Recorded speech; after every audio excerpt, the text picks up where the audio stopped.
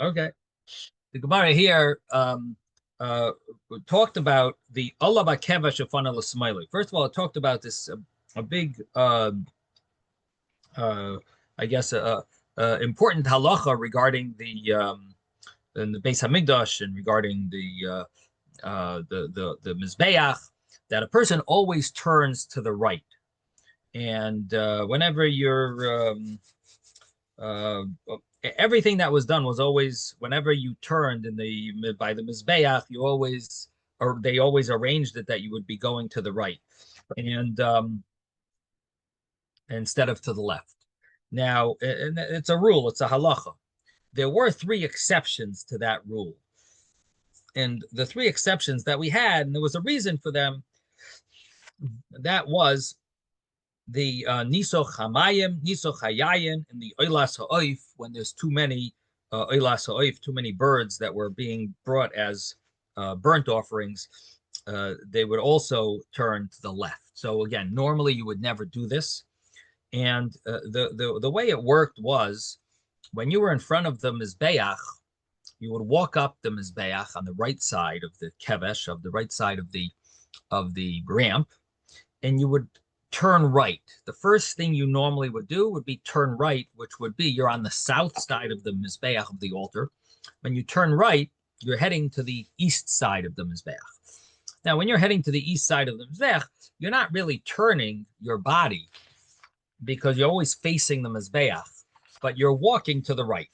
And then you would continue walking until you get to the corner. And then you would go along the east side. Again, you're still facing the Mizbeach, and your right side would actually be going first. So you were constantly going counterclockwise, really. When you look at the altar was a square. Your walking was always counterclockwise. You never went clockwise, you always went counterclockwise. And you went through the east side, and you're facing the altar. You're turning your body towards the middle of the altar, and you're continuing to walk. And then you come to the northern side, and again, you're turning with your right side first, and you're turning with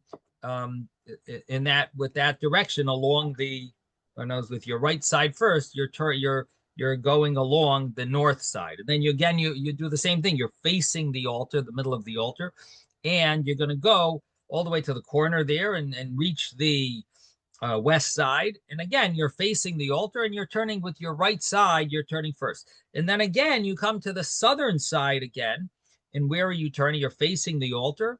Again, you're turning with your right side first. And then when you leave the Mizbeach, you're going onto the Kevesh again, the ramp. And when you go onto the ramp, you're turning to the right, and you're turning going down. So that's basically... When you walked alongside the Mizbeach, you never walked straight ahead. You were always facing the Mizbeach and shuffling along. Yes, correct. So you were facing the Mizbeach, and then you would step with your right foot, and then your left foot would follow, and like this. Exactly. It was right never walking like this. Okay. Right. So that's the normal way it was done. However, for these three things, which they were done right when you went up the Kevesh, the ramp, they were done right there on the left side. So the way make a left turn there, and that was a exception to the rule. You would make a left turn, and we explained why, because there's so much smoke on the Mizbeach. It was a problem to go all around. Rashi says an interesting thing. Rashi says it was over 100 amos, but the truth is it's not exactly over 100 amos, because there were 23 amos on 28. Each side. 28 amos on each side, but you didn't go the entire south side. So because of that, it's really a little less than 100 amos. You go all along you could add 3 times 28. Okay. Well, you don't have the side that you're coming up on the Kevesh. You don't have that side at all. That whole side, the southern side, you're not walking along that much. You're walking a little on it. a few feet until you make your first turn, right? And then when you and come then back, a few feet. 28 amas, 28 amas, 28 amas.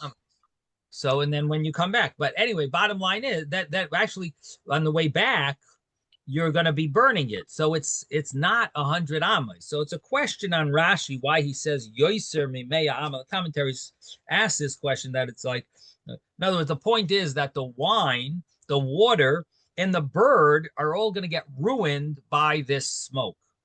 But Rashi seemingly says seemingly is giving a like exaggeration. The It's close to Kayan's 100 amas, but the it's Kayan's not going to get ruined. everything we got ruined. But I'm saying the the question, Kayan's not going to get yeah, ruined. but that was my point yesterday. I said, well, it's surprising. What about the Kohen himself breathing in that smoke? Right. I don't know, but I guess the bird has less less ability, a weaker system, or it's the lungs are weaker, or smaller, maybe. Anyway, so anyway, so that's the excuse, that's the reason for the exception why you would turn left. And then the Gemara that we I guess we'll start here again on the bottom. Tanu Rabbanon.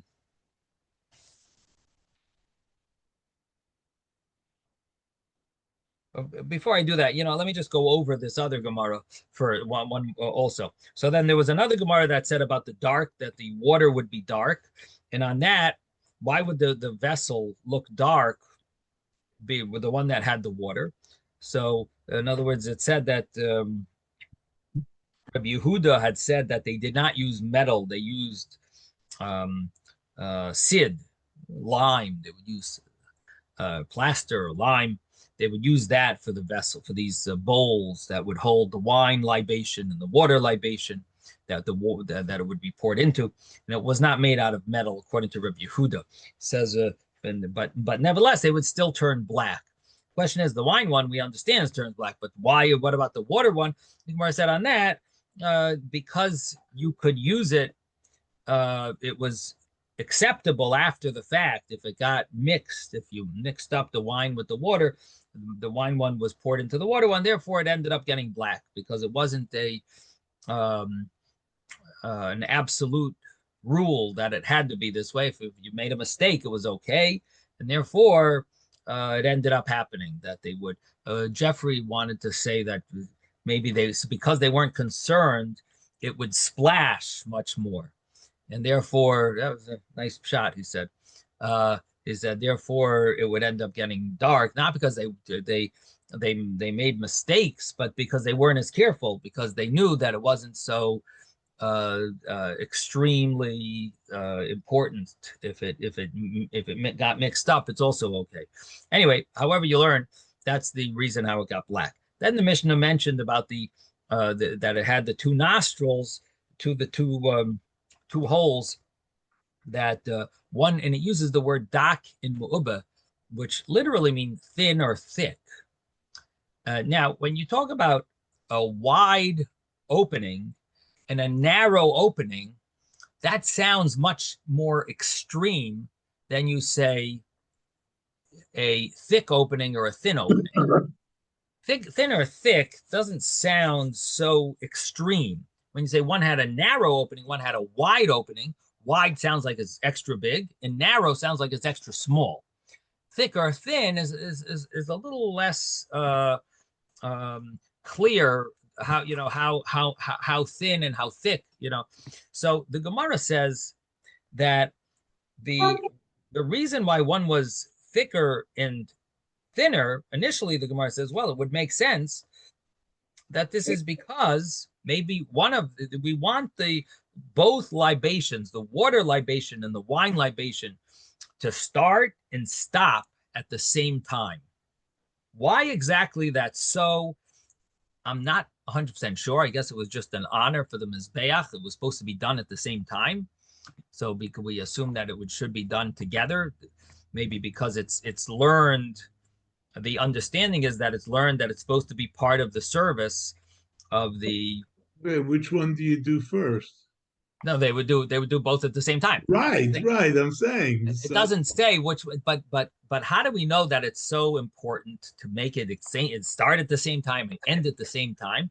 It's not. To me, I'm not 100% clear what the source is, but we see that that's the way the Gemara understands it should be, and that's why to that extent the extent that they made the vessel, they made the opening work out that way, that it should be that way. And uh, a thought that comes to my mind about this is because the Chumash does not say it clearly and it only hints to this water libation. So maybe the understanding is this is supposed to be part of the wine libation. Like this is the wine libation together. It's like one thing. It's like one entity almost. It's like it doesn't say it, but you got to do it, and you do it with the wine libation, do it at the same time, start it and end it at the same time. The problem was that number one, wine is thicker than water, and number two, according to Rabbi Yehuda, there's more wine that's poured than water is poured. So how do you have it start and stop at the same time? So the Gemara says, well, on a very simple level, Rabbi Yehuda's opinion that one was much more than the other, that you had much more wine than water, it would make sense that they made one of the openings bigger and the other one smaller. So the Mishnah used this term wide and not wide, it used the term thick or thin, that one of them was thicker, one of them was thinner, one of the holes was thicker, one was thinner, and therefore there was there was such a difference. It was because it's following Rabbi Yehuda's view. Maybe according to the rabbis, it was the same. Maybe it wasn't so much of a difference. So that's what the Gemara thinks, that maybe this is following Rabbi Yehuda, and that's why one was thick, one was thin. The Gemara's answer is no, it's following the rabbis, and we're taking into consideration the fact that wine is more viscous than water. Water flows much easier and freely, and wine, it's a thicker substance that it will not pour as fast, or not, and therefore the Mishnah can fit even according to the rabbis. Now the Gemara says, and that fits with the wording, because it was not extremely bigger than the other. In other words, one of them was not much bigger than the other. It just says the hole was thicker and the other one, the hole was thinner.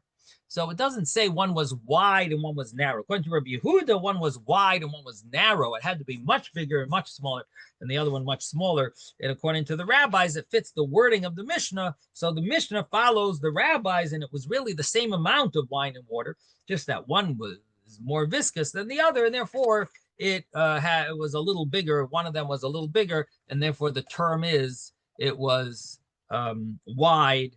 One was thicker, and one was thinner. Okay, so that was the reason for those terms. So again, with mu'uba and dak, which of course it would be easier to use the words wide and narrow, but the Mishnah uses specifically the words thick or thin because it's emphasizing, it's following the rabbi's view, which it was just a slightly, one was slightly bigger than the other, a little bigger than the other.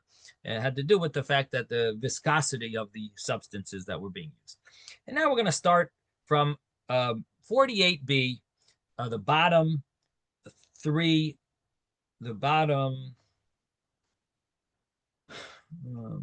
we starting here? Ma'aravi Shalmayim. Tanu Rabbanon. Yeah, Ma'aravi, the bottom 3 lines, the 3 lines from the bottom. Ma'aravi Shalmayim Chulu. Tanu Rabbanon, the rabbis taught in a brisa. Again, I'm going back, so even though we really did this and we got much further ahead, I'm going back, and we're going to do this again. Tanu Rabbanon, the brisa on the bottom of 48b. David, if you want to tell us what page it is in the Steinsaltz, that would be great. 236. 236 in the Koren edition, 236 Steinsaltz. Tanu Rabbanan, the rabbis taught in a brisa. There's a story with a tzeduki. Tzeduki is someone who doesn't believe in Torah Baal Peh, with the oral. He doesn't believe in the oral Torah. They only follow the written Torah. Shenizach al Gabi Raglov, that he poured the water libation on his feet, not into the bowl that's on the western side of the altar. He didn't do that. He didn't pour it where it's supposed to be poured. Instead, he poured it on his feet. And the reason he did that was because he didn't believe in this. This is a halacha l'moshe b'Sinai. It's a tradition we have that it's supposed to be done. It's not written in the Torah.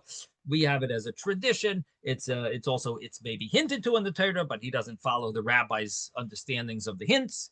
So the Tzeduki didn't agree with this, and therefore he decided to pour the water libation on his feet, basically not fulfilling the obligation because he didn't believe in it. And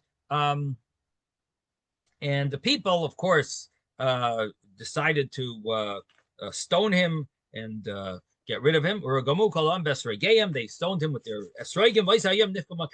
And that day, the corner of the altar, the horn of the altar, was nifgam. It was damaged.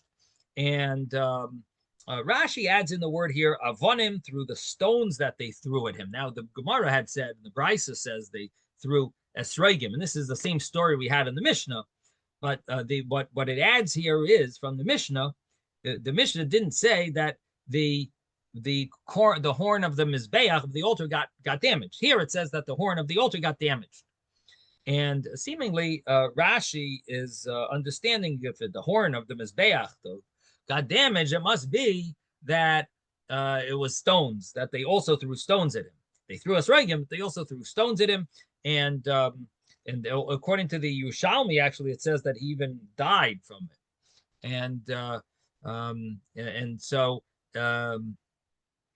it's interesting that this kohen, whoever it was, that he was able to infiltrate so deep into the group. How did he get the honor of pouring the water? How did he pull that off? I mean, there was a time when the kohen gadol. There were a lot of Kohen Gadol that would pay to be to get the honor of being Kohen Gadol, the high priest. In the time of the second Beis Hamikdash, they would pay money to the Roman government, and they would get the honor of being Kohen Gadol. It only lasted a year till Yom Kippur, but they did it. They would do it, and then once Yom Kippur came around, they would die when they would go into the Kodesh HaKadoshim, the Holy of Holies, and they didn't belong there. But anyway, so you could have had a Tzeduki, I guess, get infiltrate. That's what I mean. It doesn't say anywhere that a Kohen Gadol was the one who did the water libation. But I guess it's possible if he was the Kohen Gadol, maybe this was, but it doesn't mention that he was a Kohen Gadol.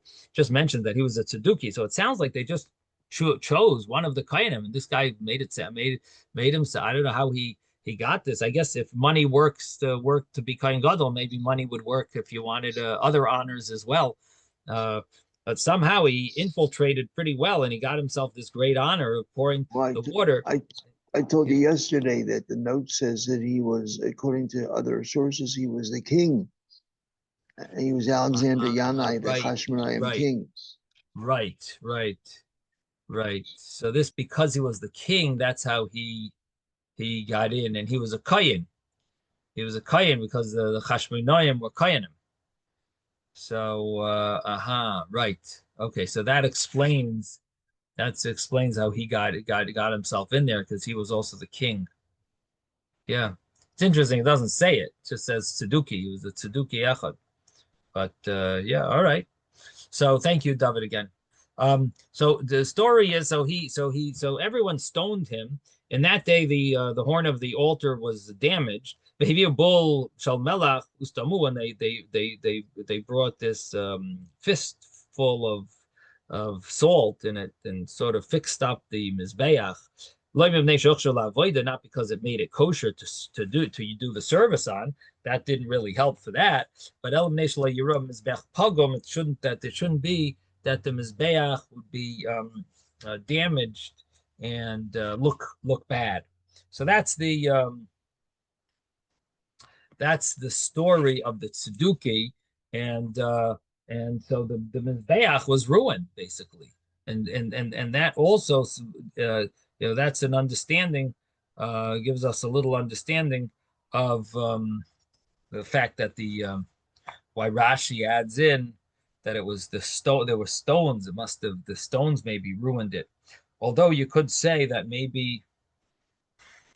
See, the question is, what was damaged? Was it there's rocks and there's cement or some type of lime that was mixed for these horns of the mizbeach? So was it the rock itself that got damaged, or was it the lime that's used to hold together the different rocks that were all together there? So if you want to say it was the lime, so maybe the esrogim could have ruined the lime. But if you say it was the rock, then it would need to be a stone. And then there is a understanding that maybe Rashi holds it was one big stone. It didn't have any lime. It was only one stone that the stone was an amma al amma. This is the implication that they bring, the commentaries bring, that at the top of 49a in the Rashi, the second line, he says, Keren, Even Amma al Amma, Rum Amma, L'chol Keren. They chose a stone that was exactly an Amma by an Amma with with the height of an Amma, and that was the stone. That was the horn of the Mizbeach, was one big stone. So according to Rashi, it was only a stone, and there really wasn't any sid holding them, no lime holding the stones together. It was one big stone. The other commentaries say it's not true. There was stones with lime, and anyway, but so according to Rashi, it seems like the stone got ruined. The yes, David. It says here limestone, which is different than lime. Uh-huh. Lime what do you mean limestone? Read the sentence. Okay, limestone is a naturally occurring sediment rock rich in calcium. Lime is derived from the heating and the chemical transformation of limestone. So the commentaries mention that there was stones and something called sid that was in between the stones. So I'm not sure what you're referring to when you say limestone. Lime is the shmiri thing you put between the stones. or right. So in this scenario, we're talking about now. I don't know what the stones were. Maybe the stones are called limestones, and in between them was lime. Is that possible, David? Again, I don't know what the stones are. I'm not even familiar what exactly limestone looks like versus other stones. But anyway, the point here, we are talking about the lime, not the limestone. Well, here the translation is limestone. On what? What word are they translating? The same word that you're translating inside. I think inside the Steinsaltz Gemara. Yeah. No, I'm talking about the horn of the Mizbeach. And we're talking about the fact that it had stones and it had lime.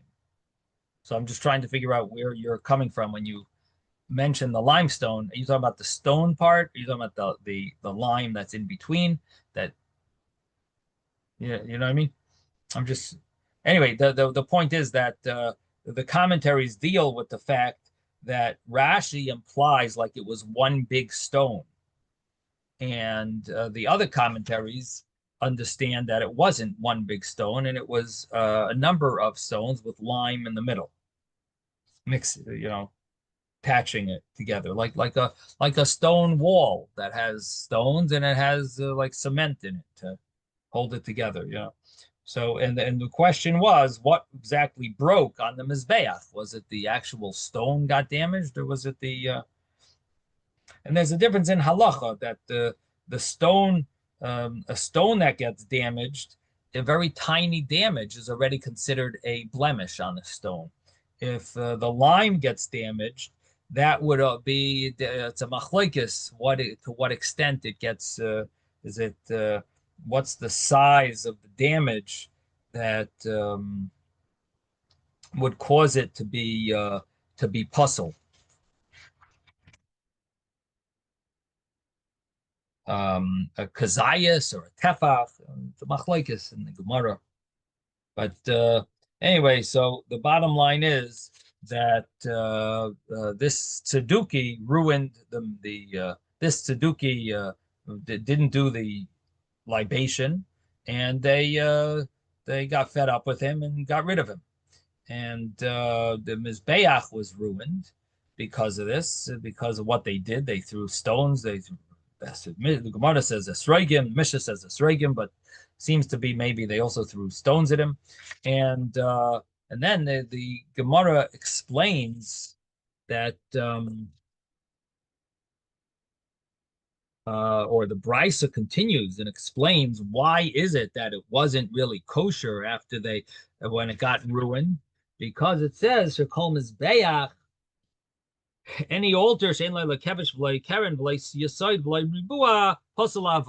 it doesn't have any of these things, doesn't have a ramp, if it doesn't have a horn, proper horn, and here that was the problem here. That's the main point here. We're on the top of 49a, when it says v'loi keren, if it doesn't have a horn, that ruins this for the mizbeach. And so this is the main point, that this got ruined, that the mizbeach is ruined just because of the horn. Now you would think, well, the horn is just the sides of the mizbeach, it's not the main part. No, that ruins it. Rashi tells us over here that, how do we know that each of these are so significant that it ruins the mizbeach? If any, like the ramp, why does it need a ramp? Why is the ramp so significant? You don't have a ramp. If someone, the kohen is able to get up on top without a ramp, he gets up without a ramp. Obviously you don't use steps. We know that. You're not allowed to take steps. But the ramp ruins if it doesn't have the ramp, it ruins the mizbeach. If it doesn't have the horns, it ruins the mizbeach. If it doesn't have a yasoid, the little ledge on the bottom, only two that goes along two sides, that ruins it. If it's not ribu exactly square, it ruins the mizbeach. Yep, that's what the understanding is, and it's pasal avoda. And Rabbi Yossi Bar Yehuda adds, Rabbi Yossi Bar Yehuda, it even has to have the soiviv. Now soiviv is a interesting little addition to the mizbeach, because the soiviv was and he holds, if it doesn't have the soiviv was some type of ledge that was like halfway down the mizbeach, approximately, and it's 3 amos from the top and 5 amos from the bottom. So it's somewhere in the middle over there where they had this ledge, and the kohen would stand on this soiviv. Now, so Rabbi Yossi Bar Yehuda says it's very significant, it's crucial, and if you don't have it, the avoida is puzzle. It's not a good mizbeach. Why are all these things so important? So again, Rashi says that all of these things, if you look in the psukim, it says ha-mizbeach, the mizbeach. That if it's missing this, it's not a mizbeach. This is the mizbeach. If it's the mizbeach was made with this, it's a mizbeach. It's kosher. And all of them say that word ha-mizbeach. On the horns it says al karnais ha-mizbeach be'etzba'echa. On the kevesh and the ramp, it says el penei ha-mizbeach, the front of the mizbeach, which is referring to the southern side where you would go up from. That's the now the yisoid el yisoid ha-mizbeach. The ribua ravua yiyah ha-mizbeach. The mizbeach is ravua. So each of these, it says ha-mizbeach. And even by the soiviv, Rabbi Yossi Bar Yehuda says, what does it say? Where does it say soiviv? So the pasuk says karkoiv ha-mizbeach. The karkoiv ha-mizbeach, and that's according to Rabbi Yossi Bar Yehuda, that refers to the soiviv. Now, what was the karkoiv? The karkoiv ha-mizbeach. Let's see, there is a little. Got to add a little over here, because the pasuk talks about karkoiv, and we're talking about the soiviv. Now, the mizbeach in the Mishkan, there's two opinions. The Rashi on Chumash says it was an indention. It was indented by the karkoiv. There was a sort of like designs there indented in the Mizbeach. Rashi on the Gemara and Zvachim mentions it more like a protrusion from the Mizbeach, the Karkov. Now the Karkov, so that's the this something was somewhere in the middle of the Mizbeach, and it was called a Karkov. Now, when the Beis Hamikdash was built, so then we built a new type of Mizbeach similar to the Mizbeach of the Mishkan, but the Mizbeach of the Beis Hamikdash had what's called, and what our Gemara is calling, a soiviv. Now, the soiviv was different. The Karkov you could not walk on. When on the Mizbeach that Moshe Rabbeinu, that was made in Moshe Rabbeinu's day, that was not something you could walk on, the Karkov. But the Beis Hamikdash Mizbeach, it was made similar to the Mizbeach that was done in Moshe Rabbeinu's day by Betzalel and Eliyav and so on. But it was made with a soiviv that was able for Kohanim were able to walk on this soiviv. And so the way it worked was there was the ramp had a alternative ramp coming from it to get to this midpoint on the Mizbeach where you could walk, which was a midpoint of the Mizbeach. So the Kohen would go up the ramp, but not go all the way up it. He would stop halfway and go off to the side to the soiviv, because from the ramp, there were two other ramps that came out of the initial ramp. One ramp went to the soiviv on the right side, and the one on the left side, when you're facing the Mizbeach, the one on the left side went actually to the Yesoid, all the way on the bottom. The Yesoid is the foundation, that 1 amma height little ledge. So there were basically two ledges that came out of the Mizbeach. One was called the Yesoid, that was a 1 amma, 1 cubit high, and the other was 5 amos high, from the 5 amos or 6 amos high, and that was the 5 amos from the Yesoid, or 6 amos from the floor. That was the soiviv, and that was the ledge that the kohen would stand on, and at some points and do certain avodas, so certain services. And that was from the right side of the ramp. Came out another ramp from there. You would go halfway up, or some percentage up, and then you would branch off to another ramp that would go to the midpoint of the or somewhere in the middle of the Mizbeach, the ledge called the soiviv. So that soiviv was similar to the Karkov. Now, Rabbi Yossi Bar Yehuda says that's exactly it. If the Karkov was extremely crucial for the Mizbeach in Moshe Rabbeinu's day, so the soiviv is also crucial for the Mizbeach of the Beis Hamikdash. And if you're missing the soiviv, it is invalid. That's Rabbi Yossi Bar Yehuda. The rabbis disagree with that. The rabbis say, no, the Karkov is important, but the soiviv did not fall under the same category of the Karkov. The soiviv is an extra thing that was very nice, but the Karkov that was by Moshe Rabbeinu and Mizbeach is not the soiviv. Rabbi Yossi Bar Yehuda says it is, but the rabbis say it's not. And one of the rabbis say that the Karkov is really what we would call the kiyor with a not a kiyar like a sink, a kiyor, which is some type of ornamental, how would you say it, like engravings of beautiful engravings type of thing on the Mizbeach, like a panel, a nice type of panel that was on the Mizbeach that was added, that was either added to the Mizbeach or engraved there. So that would be the kiyor. That was part of the Mizbeach. Now the soiviv part, the rabbis say, is not crucial, and it would not have possibled it. Now the whole reason we're bringing this whole thing is really just to say that, just to explain the story, that the story mentioned that the Mizbeach became pogum. It was invalid. Why was it pogum? Why was it invalid? Why was it pasul, I should say? Why was the Mizbeach invalid? It was invalid because you need to have a keren. So all this other stuff was really just extra.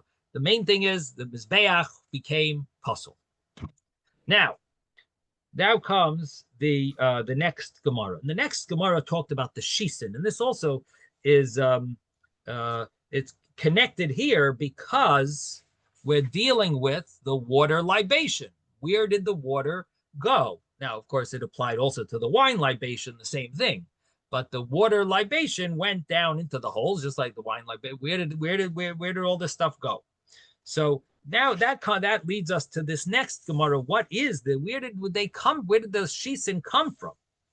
So the next Gemara says, Amar Rabba bar Bachana Rabbi Yochanan.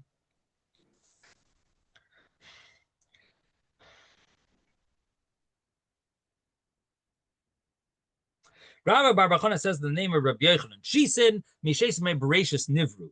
The Shisin, this area that's hollow under the Mizbeach. So again, we're talking about under the Mizbeach. Now, maybe we're talking about the Shisin, the holes that are in the Mizbeach. And they were created from Sheshas Yemei Bereshis. They were created at the 6 days of creation. No, can't mean that. Because the Mizbeach is man-made. The world is God-made. And under the Mizbeach on the earth, there is a hollow in the earth that is from Hashem. So the Shisin is where the libations that would go through the Mizbeach would go under that area under it. That's hollow that the libations would fall into. That area is what is from Sheshes Yemei Bereshis Nivru. It's created from the 6 days of creation. So that's how we must be talking about. We must be talking about the hollow that's under the Mizbeach, not the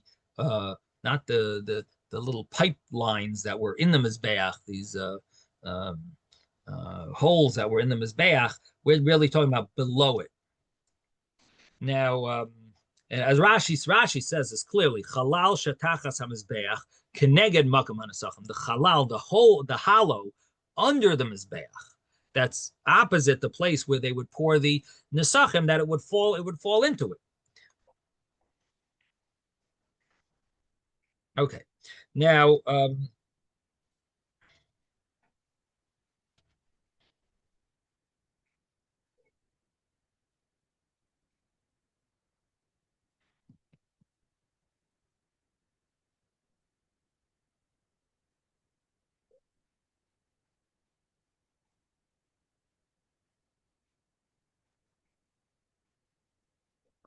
the Gemara says, how do we know that they were made from the Sheshes Yemei Bereshis, 6 days of creation? These Shisin, these whole. By the way, why is it called Shisin? Shisin is from the word it would drink. They drink up the libations, so it was given the name Shisin. And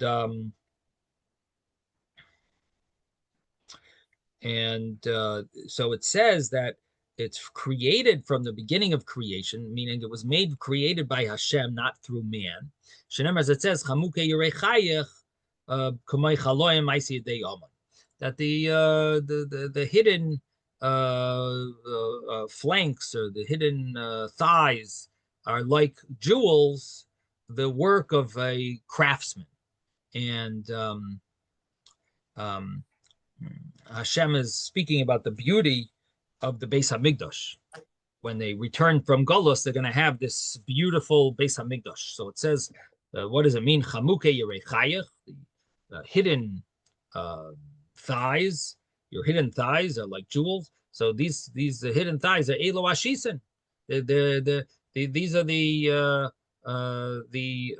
thighs that are like hidden on the side of the Mizbeach. And it's the Kamay Chaloim. They're like jewels, which means Shemachulolin, that they are hollow. V'yarden adat tohim. They go all the way down to the tohim, to the depths. Now, it's some type of like jewelry. Ma'aseh yedei Aman is the work of a craftsman, meaning building these shisin, these holes, this hollow, is the work. Zu ma'aseh yedei umnusa shel HaKadosh Baruch Hu. This is the work of Hashem, which basically is telling us that Hashem made these holes. Now, there is a discussion because David HaMelech also did something with making some type of a hole, and it created a big problem. The world was almost going to become inundated with water. And it's a Gemara in Makkas that mentions this story. And he had a big shiloh what to do. Is he allowed to write Hashem's name on some type of a plate or drop it there? And this way it would stop the water from coming up. But he wasn't sure if he's allowed to. And he asked if anyone knows how to do this, and if you don't tell me, you're gonna choke. If you don't share with me the truth, the halacha, I need to know this halacha. It was urgent. Yes, Mordechai, you want to tell us a bit? Yeah. He actually removed the Evan Hashasiyah. He removed that Hashasiyah. That's what caused the flood. And why was he doing that? Oh, yeah, I can't remember. Right. So the Evan Hashasiyah is where? That's in the Kodesh HaKadoshim. Right? The Evan Hashasiyah is in the Kodesh HaKadoshim. So it's not exactly where the Mizbeach is. So the thing is that there seems to be a machloikus if what David HaMelech was doing, was he dealing with the Shisin or was he digging somewhere else? So what you're mentioning is, I think the way Rashi maybe in Makkas deals with this contradiction, and the Rashi over there says it was by the Evan Hashasiyah, and therefore it's not a contradiction to Argamar. Argamar is mentioning about the Eibishter making these Shisin, these holes.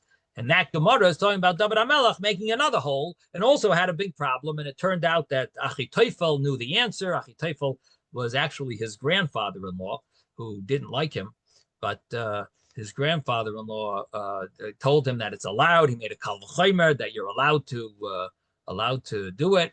And he stopped the water from inundating the world. And then ultimately, it turned out that the kilalas chacham afilu al tanai hiba, right? The curse of a tzaddik, of a Talmud chacham, it takes effect even if you fulfill what you're supposed to. It still has like a negative effect, and because David HaMelech uttered some type of curse, it ultimately took effect on him. Jeffrey, you wanted to say something? Two things. So first of all, because it's called Evan Hashasiyah, not that we know really what it means exactly. It has the same root, though. Right. To shoseh, to drink. Right. Okay. And as other words too that are it's straight. Right. Well, there is another meaning of shasiyah, which means a foundation. So shasiyah means both, really, because of the way the temple is built. So in other words, since it was used as part of the foundation, that derives its extra meaning. But I'm not sure. I think hashasa could mean like to place. So I think it gives it a term of a foundation. But anyway, okay. Very old. It's very old terminology, and there is still a rock on. That's why one of the Muslim buildings on the top of the mountain is called the Dome of the Rock. So and that's not as close, I don't think, to the west side as we picture the Kodesh HaKodeshim. So there's a lot of things that changed, even though the general area is the same. But you have to understand, I think whenever I read these things, you have to understand that what David designed, what Shlomo built, is not the temple we see, or the foundation of the temple that we see when we go to Jerusalem now. This was redone by King Herod. And you can read it was redone twice. It was redone by the Ezra and the Nehemiah when they came back from you build the second base of English, and then it was redone a second time, an additional time it was redone by Herod. And that's besides the renovations that were done by Yehoash And exactly. and if there were other renovations, which Exactly. we don't really know so much about. So it's very hard to picture exactly how they're placing all these. But we still know that the makom of the Mizbeach is very precise, and that the Rambam mentions in his Mishnah Torah. He mentions about how precise the makom hamizbeach, the place where the altar is very exact, and this is exactly under it, because this is exactly where Avraham brought up Yitzchok on the Akedah, the place of the Mizbeach. And the same thing is when Noach brought his carbon, and where Adam Arishon even brought a carbon when he was created. Okay, all right, so that's fine. So the Makam HaMizbeach, but it didn't look the same as it looks now. And okay, and how the building, the area has been used and had filled in is different. Okay, Jeffrey, you'll have to give us a tour of Israel one day. Right. Yeah, but the only other word I want to talk about is because the rabbis were looking for where to explain the word Yerech HaMizbeach. When it describes where you place things inside the Mishkan, it talks about Yerech HaMizbeach. And that's why they choose this pasuk from Shir Shirim, which is so hard to understand, because they're looking for something to help them to understand the Yerech HaMizbeach. Okay, good connection. So you like the word, you like the connection here, Yerechayach with Yerech HaMizbeach. Yes. Yerech HaMizbeach is a choina l'fnei Hashem. Right, exactly. But there's more than one. There's more than one Yerech. Right. Okay. North part, but okay. Good. Interesting connection there. Okay, so bottom line is, I did want to just mention that they bring down a pasuk that also says Hashosais Yeharesun, the foundations they will destroy. So there is a term that shisin could also mean foundations, and because the hole was in the foundations of the Mizbeach, that would be another reason why it was called the shisin. But in any event, it was called shisin either because they would drink the water, so to speak, of the libations or the wine, and it was also shisin because the holes went through the yesoid of the mizbeach. Okay. Anyway, however you learn, these shisin were hinted to in this pasuk, and they are the work of Hashem. Hashem created this area, and it was already created from the Sheishes Yemei Bereshis. It's created from the original the 6 days of creation. This area where the Mizbeach is going to be. And then it says, the Gemara says that Tanad Rabbi Shmuel. Oh, so I was in the middle of explaining before I interrupted myself.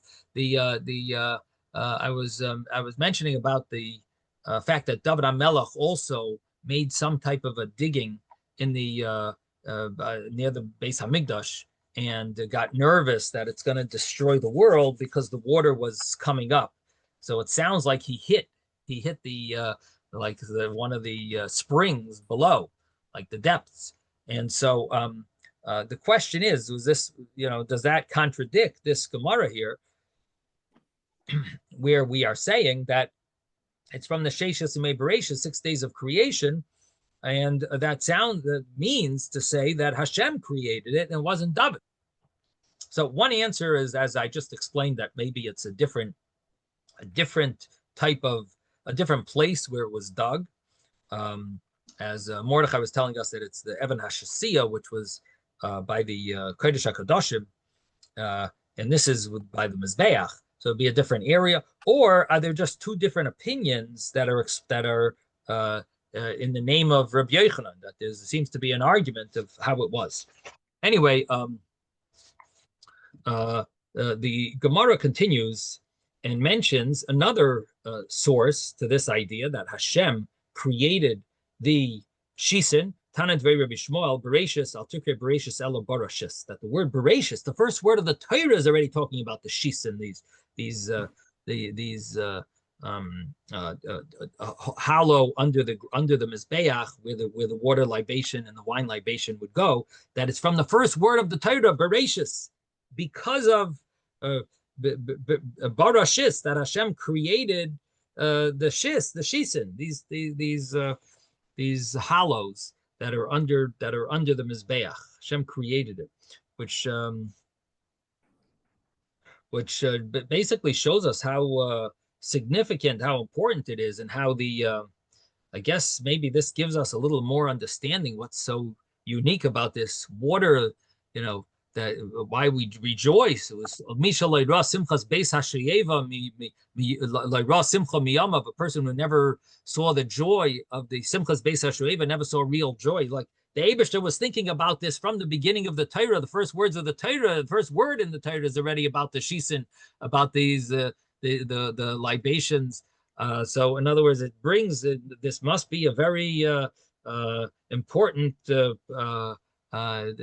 quite an important service to Hashem, that in the first word of the Torah is already mentioning the shisin. So anyway, so these are the first. So this is Rabbi Yechanan. This is that's then the Gemara brings this the Rabbi Yishmael's teaching about Barashis. And then we have Tanya was taught in Bryce, Rabbi Yossi Meshisin Mechulavim. The Yarden Ad Tahim. That the Rabbi Yossi says they go all the way down to the depths, to the Shenem, as it says, Ashirin Ali Yadidi, that Yeshaya Hanavi says, I will sing for my Yadid, for my beloved. And like I'm having it's like I'm his emissary to sing this. And Shiras Doidi, the song of my beloved, Lakar might to his vineyard, which is referring to Klal Yisrael, that he's speaking about the Jewish people. That Kerem Hayali Yadidi, my beloved had a vineyard, the Keren Ben Shaman, in a very in a corner that was very beautiful, very special. It was a shaman, very fattened and prestigious, and which is referring to Eretz Yisrael, right? And Kerem is the Yidden. I had a vineyard. To my Yidid Hashem had a vineyard. The Keren Ben Shami. Hashem planted a vineyard, Am Yisrael, the Jewish people, and in the Eretz Yisrael, Vayazkeyu, and he made it like a ring. In Aramaic, a ring is a similar word to this Vayazkeyu. It's Izka. Izka is a tabas. So Vayazkeyu, and he put a fence around it. And which basically means he made us strong walls. Vayasaklehu, and he removed the stones from it. What does that refer to? He got rid of all the goyim. They shouldn't cause us to sin. He removed the stones. Vayitaeu seidik, and he planted a beautiful vine in it, meaning he planted the actual vine, not just planting a seed that grows. He planted a vine, Vayiven Migdol B'Soichai, and he put a tower in it, V'gam Yekev Chotzav Boy, and he even put a wine vat in the Migdol, in this tower. Vayita'eu Seirek, what does that refer to? So he planted there a Seirek, a branch, that Beis HaMikdash. This is referring to the Beis HaMikdash, the source, the main thing for the Yidden.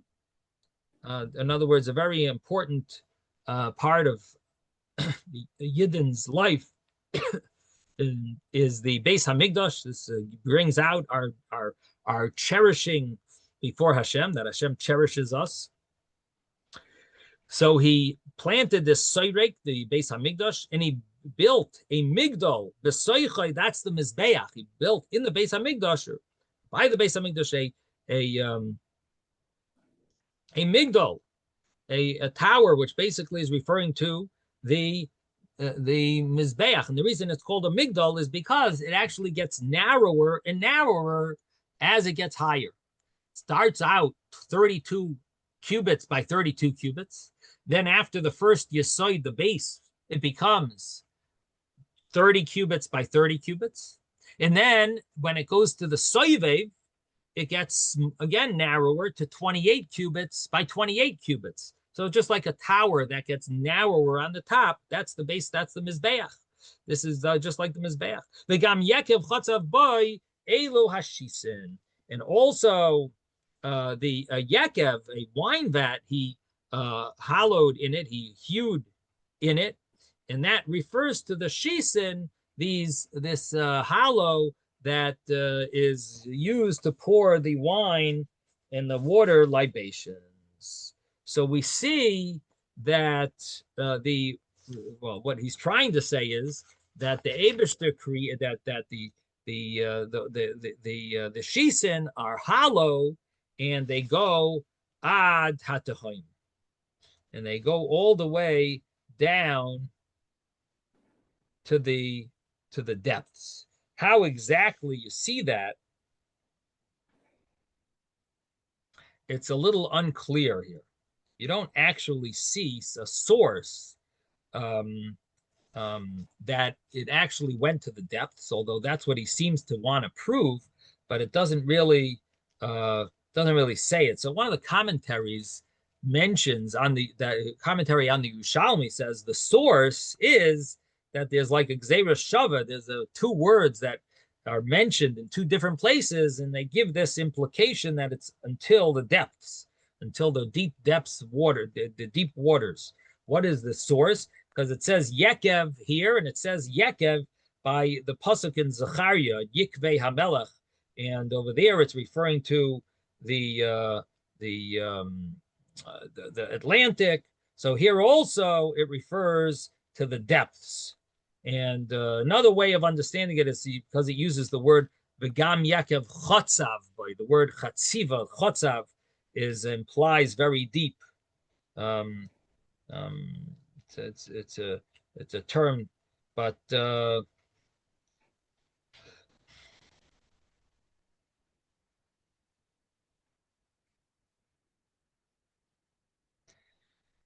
now there is a question here. And that is, does this opinion agree with the previous two views? We had Rabba Bar Bar Chana named Rabbi Yochanan that the shisin are from the sheishes imei bereshis, Hashem created them. Then we have Tana Dvei Rabbi Shmuel that says Barashis, bereshis, Barashis, Hashem created the shisin.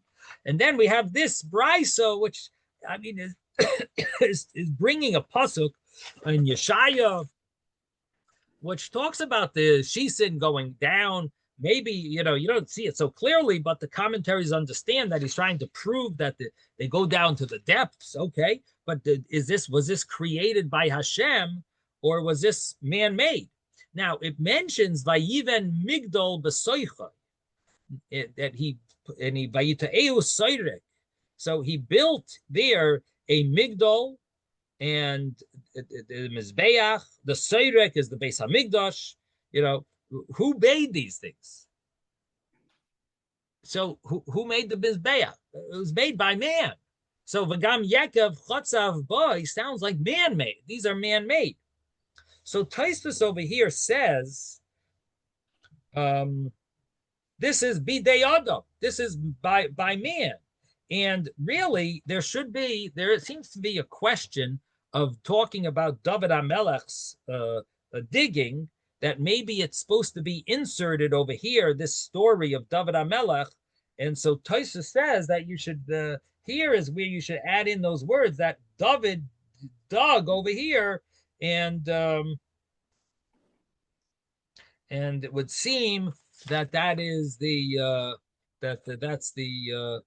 this is where it should mention this about Va'ala Kara David over here. On this is where David dug Shisha Asar Elef Amma, like 16,000 Amos, and basically that David HaMelech dug this. Now, so that would be the understanding over here, that this opinion argues on the previous two opinions.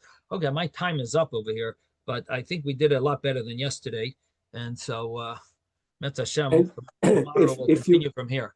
If you look in the Rashi It's really Rashi who makes this comparison with the word Yerech. So it's in the middle of the page on Chamuke. At the end of it, he says, Al shema malas bi Chamuke Yerechayich l'shon Yerech HaMizbeach.